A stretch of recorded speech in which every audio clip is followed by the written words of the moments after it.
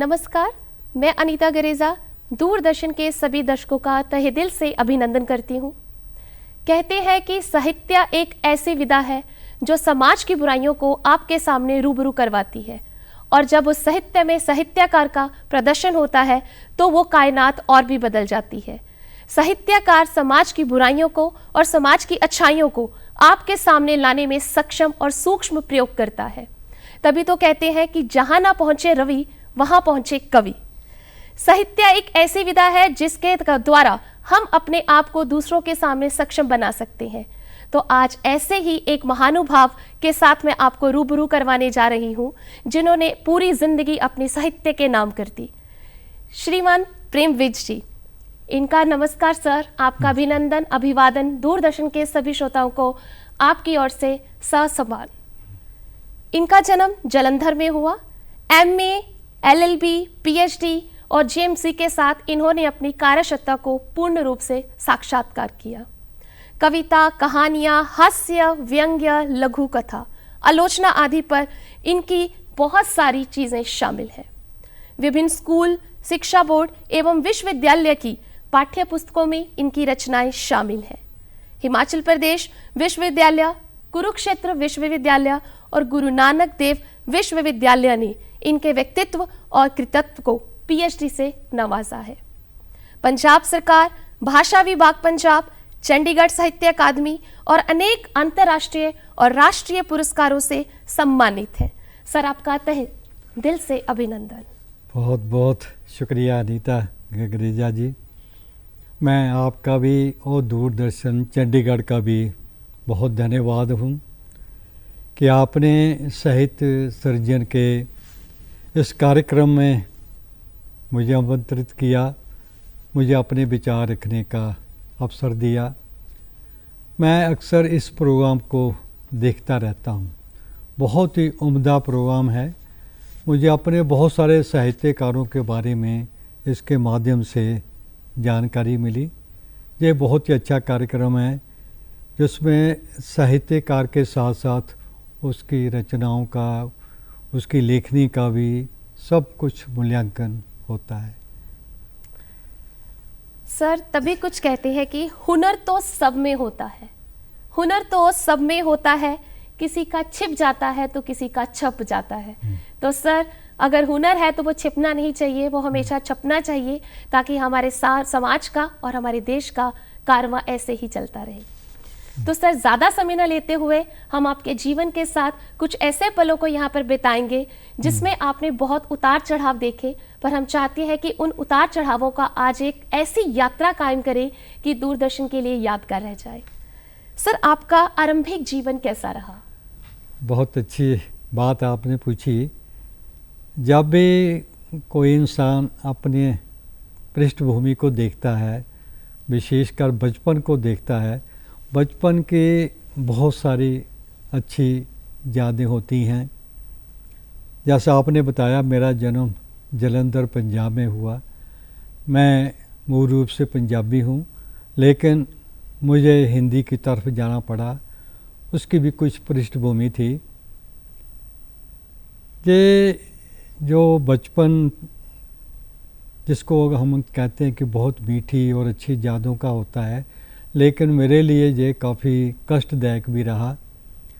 जब मैंने 10th के बाद, उन दिनों ना कोर होती थी क्लास, 1 साल आपको और लगाना पड़ता था स्कूल में। जब मैं पास हुआ तो मैं अपने ज़िले में फर्स्ट आया।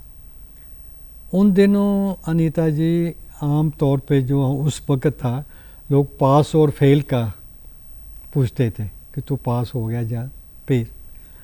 तो मैं फर्स्ट आया तो स्कूल वालों ने मेरे गले में हाथ डाला और मुझे शाबाशी दी, तो मैं खुश हुआ। तो मैं घर आया, मैं ये भी भूल गया कि ये हार भी उतारना होता है, हार के साथ ही घर आ गया। तो मेरे पिताजी ने, उन दिनों हमारी कोई आर्थिक हालात ठीक नहीं थे, उन्होंने मुझे ये नहीं पूछा कि तूने हार क्यों डाला हुआ है, उन्होंने मेरे से ये पूछा तू पास हो गया? मैं क्या पास हो गया। तो उसके बाद जो उन्होंने जो कहा ना, वो एक मेरे ऊपर आसमानी बिजली की तरह था कि बस मैंने तुम्हें इतना ही पढ़ाना था, आगे मैं नहीं पढ़ा सकता।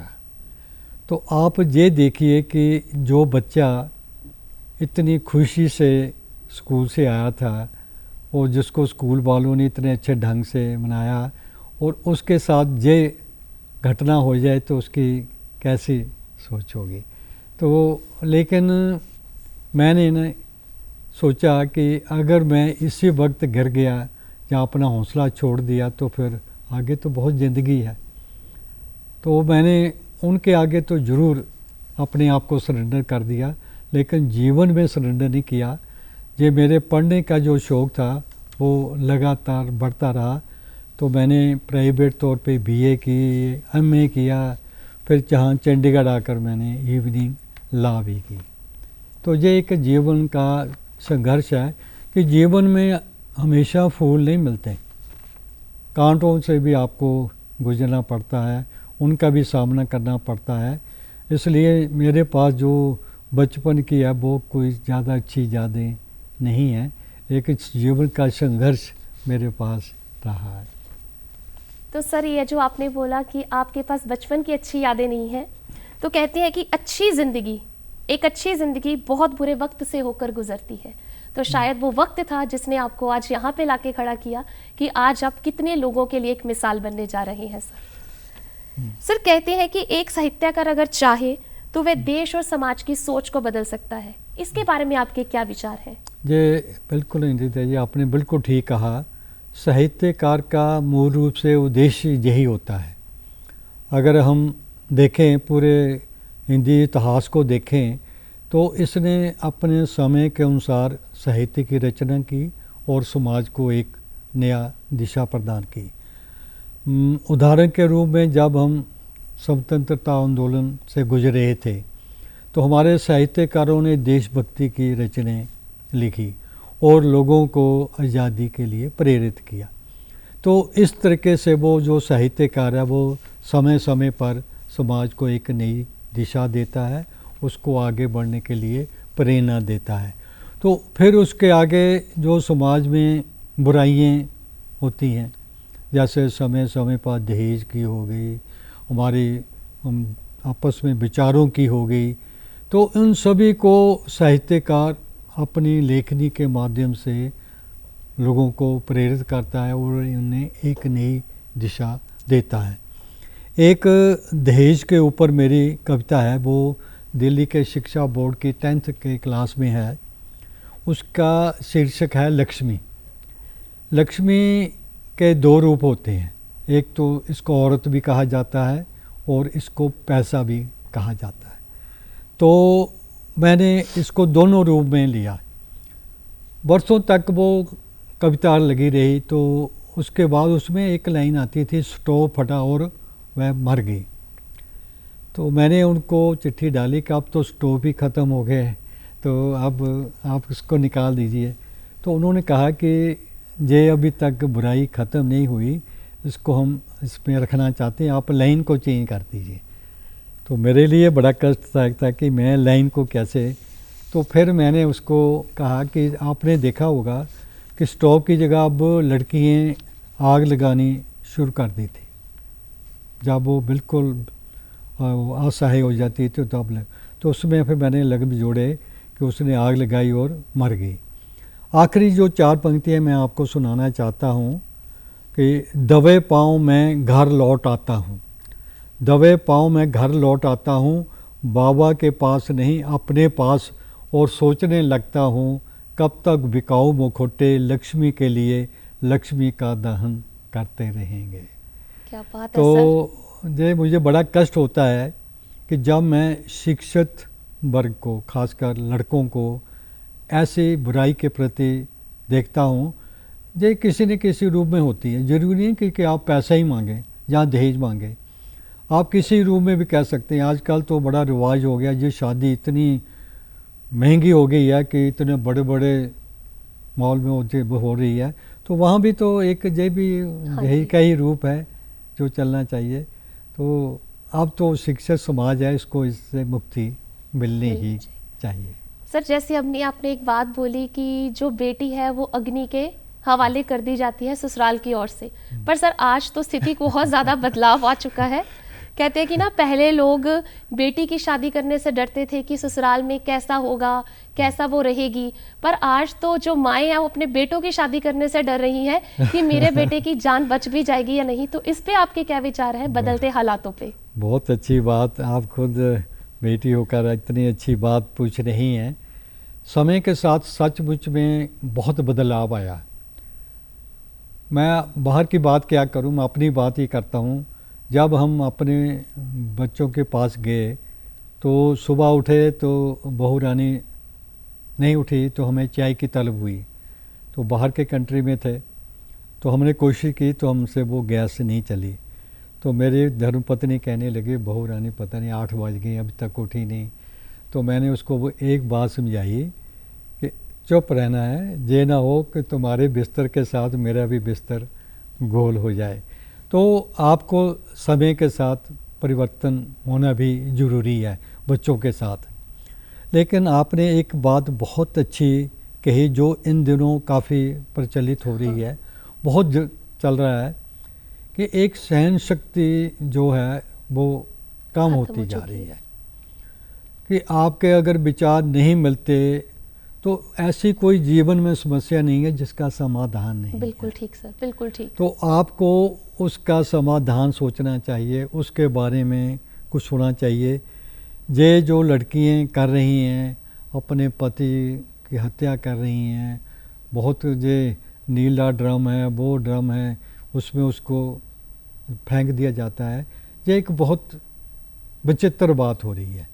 हमारी तो बेटियां इतनी अच्छी संस्कारों वाली रही, लेकिन ये समय के साथ क्योंकि भौतिकवाद बहुत हो गया है, पैसे के पीछे चलना शुरू हो गया है, सुविधाएं हैं, लेकिन ये एक बुराई है, इसको हमें जल्दी से जल्दी दूर करना चाहिए। तो आज इसके ज़रिए हम ये कहना चाहेंगे कि सिर्फ लड़के नहीं, लड़कियों पर भी हमें काबू रखना आना चाहिए, हमें सहनशीलता की मूर्त बन के रहना चाहिए। लड़कों से ज़्यादा उम्मीद नहीं, लड़कियों से भी अब बहुत उम्मीदें हैं कि वो भी अपनी संस्कृति को, सभ्यता को बनाए रखें और जो भारत की सभ्यता है उसको हमेशा जागृत रखें। तो सर कहते हैं कि हर सफलता के पीछे बहुत मेहनत होती है और उस सफलता के पीछे हमारी ज़िंदगी में बहुत उतार चढ़ाव आते हैं।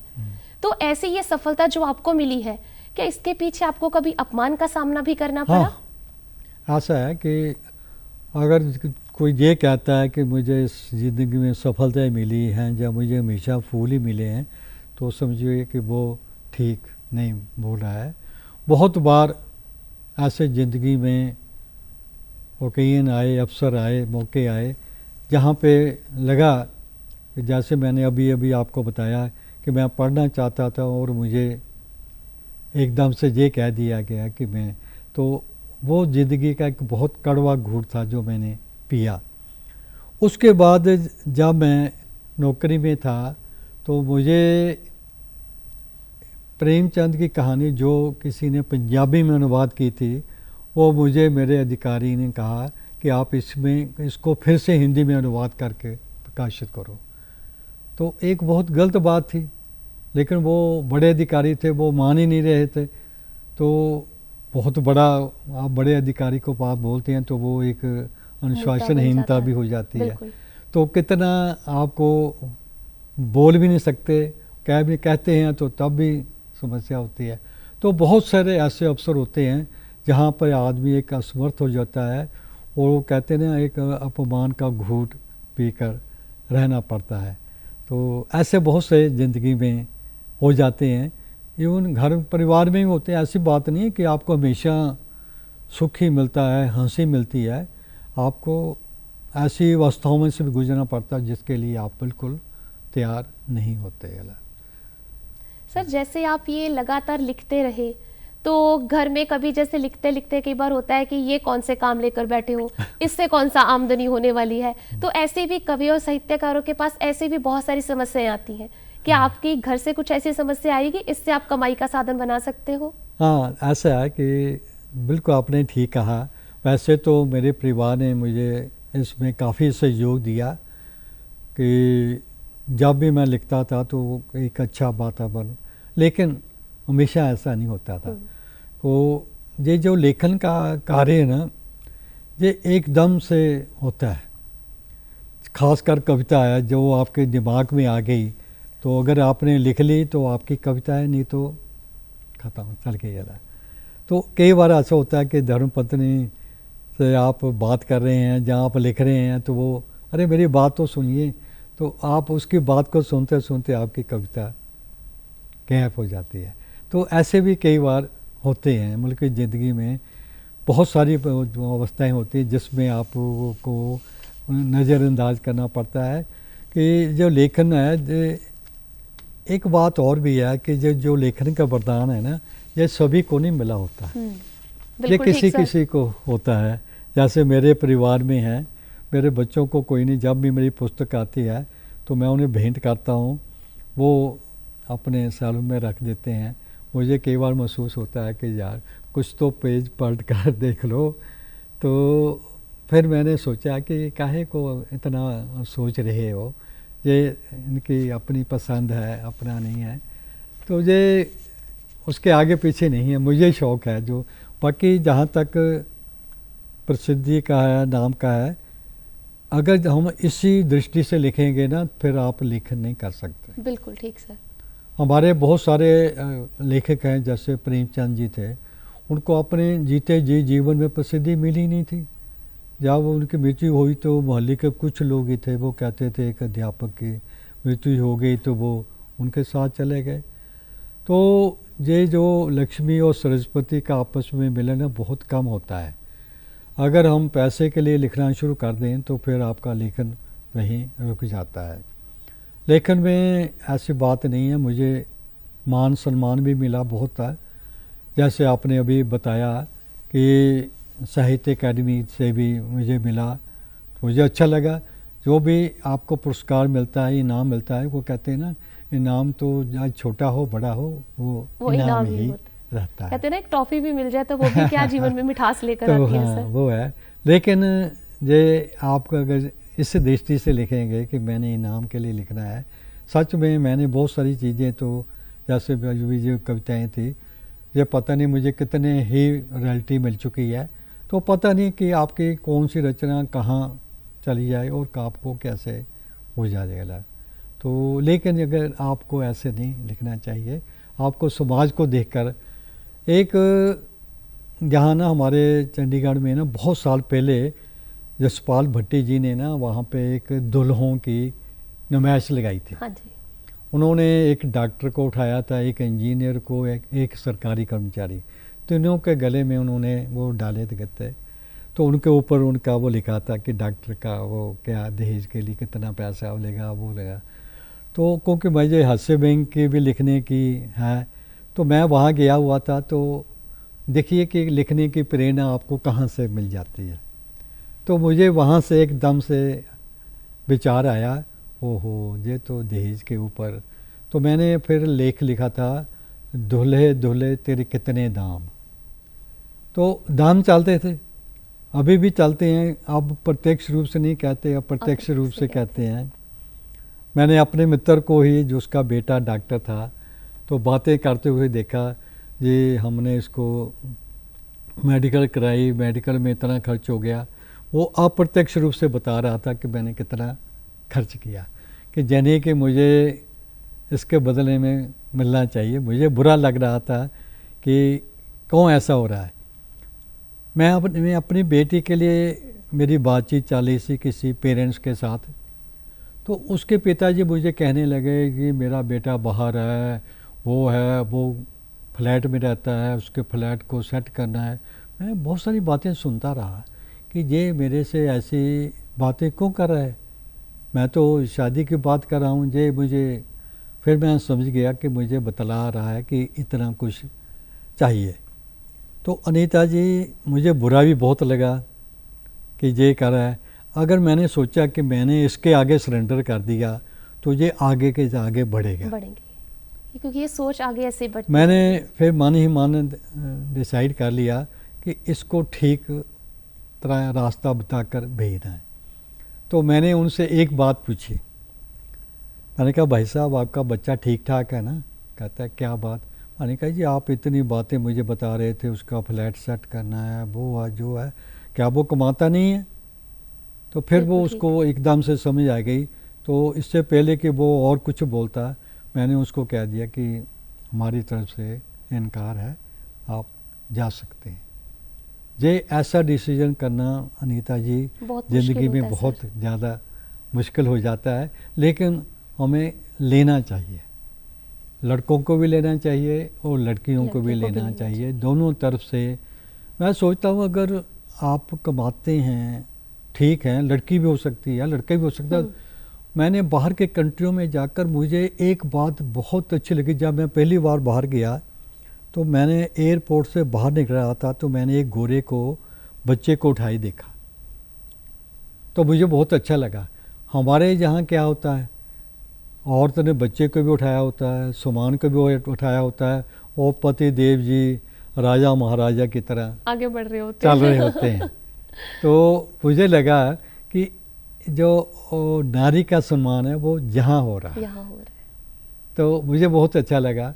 तो ये एक जो सम्मान है ना, वो दिखाई भी देना चाहिए, बिल्कुल कागज़ पे नहीं होना चाहिए, कागज़। उसको सामने भी दिखाई देना चाहिए।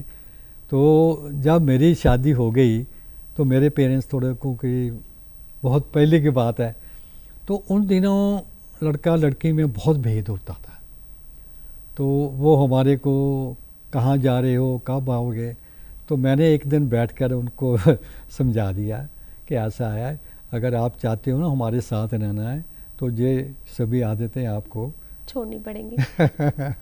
ये लड़कों को भी आगे आना चाहिए। बिल्कुल बिल्कुल। कि वो सिर्फ औरत के मुंह पे न देखते रहेंगे, वो है। दूसरा, मैंने अपने ही जीवन में क्रांति ला दी थी कि ये जो बेचारी सारा हफ्ता घर में रहती है, इसको भी थोड़ा सा चेंज चाहिए। समझिए। तो तब से लेकर आज तक मैंने इतवार उसी के लिए रखा हुआ है।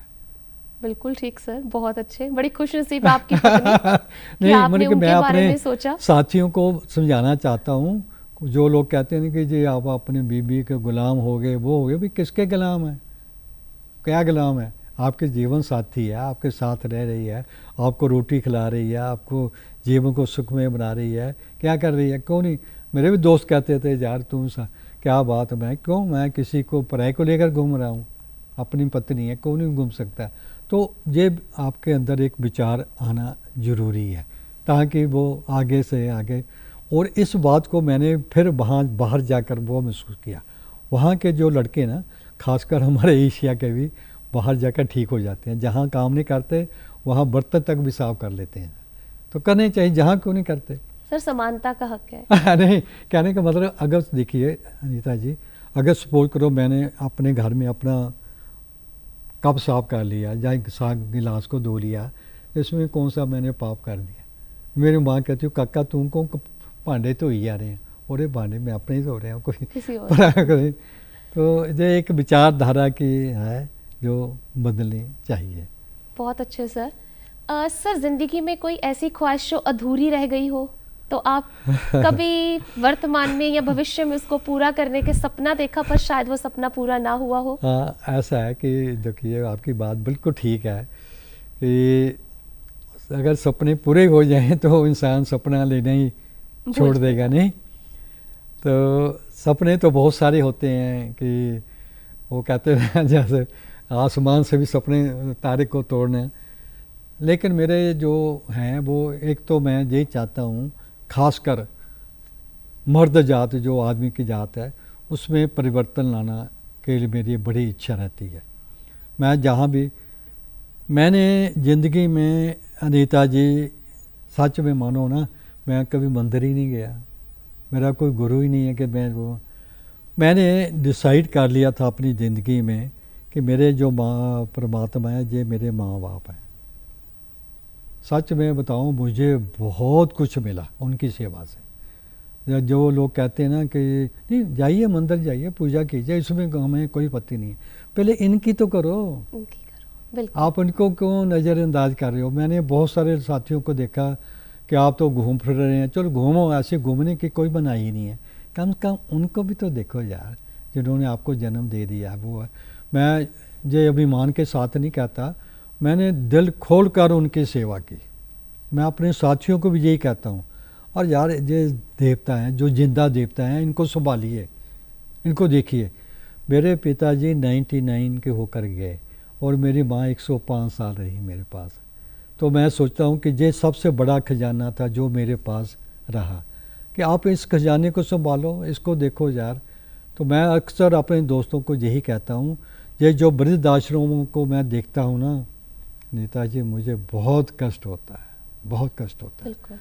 मैं कई बार वृद्ध आश्रम में गया, एक माता जी खिड़की के पास बैठी थी, मैं उनके पास बैठा रहा, 10 मिनट बैठा रहा, वो खिड़की से मेरे से देखती रही। फिर मैंने पूछा, मैं कहा माता जी आप क्या देख रहे थे, किसको देख रहे थे?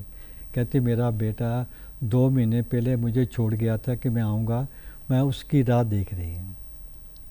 क्या ये देखो यार, ये आपकी माँ है जिसने आपको जन्म दिया है। तो मैं तो सोचता हूँ कि वो भाग्यहीन लोग होते हैं जो इन देवताओं की पूजा नहीं करते। सर, जाते जाते दूरदर्शन में आप ये कैसे दर्शकों को बताना चाहेंगे, हमारे साहित्यकार जो युवा पीढ़ी है उनको क्या संदेश देना चाहेंगे?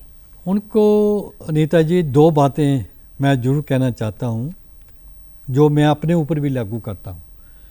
एक तो उनको पढ़ने का शौक जरूर रखना चाहिए। बिल्कुल ठीक सर, पढ़ना चाहिए। जो भी ये नहीं कि बड़े साहित्यकारों को पढ़ने से ही आपको एक नई दृष्टि मिलती है।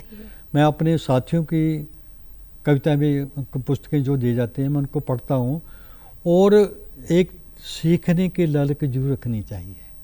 अगर आपके मन में ये आ गया कि मैंने सब कुछ सीख लिया, तो सोचिए कि आपका ठहराव आ गया जिंदगी। एक दूसरी बात यह है कि लिखने के बाद उसको आप बार बार पढ़िए, उसका मूल्यांकन खुद कीजिए। मैं भी अपनी रचना को देखता हूँ, कई बार मैं महीने 2 महीने के बाद पढ़ता हूँ, उसमें बहुत सारी रद्दो बदल कर देता हूँ, और कई चीज़ें 1-2 साल के बाद मुझे ऐसी लगती हैं कि ये तो बेकार है यार, छोड़ो यार इसको, खुद ही अगर मूल्यांकन करो। तो मैं उनको ये कहना चाहता हूँ, दोस्तों अगर आप आगे बढ़ना चाहते हैं तो इन बातों का ध्यान रखना चाहिए। बहुत बहुत धन्यवाद सर। आज आपके माध्यम से युवा पीढ़ी के साहित्यकारों का नया पथ प्रदर्शक हुआ है, और हम चाहते हैं कि हम आपके नक्शे कदमों पर चलें और अपने आने वाली समाज की बुराइयों को हटाने में हम भी अपना सहयोग दें।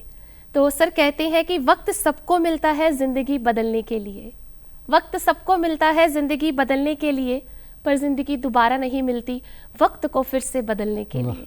तो इसी वक्त की अहमियत को समझते हुए, सीमा को समझते हुए, आपसे बातें तो बहुत करने का मन कर रहा है, पर समय सीमा का बंधन है। तो दूरदर्शन की ओर से और अनीता गरेजा की ओर से आपका अति आभार और धन्यवाद। आपका भी दूरदर्शन का भी बहुत बहुत शुक्रिया।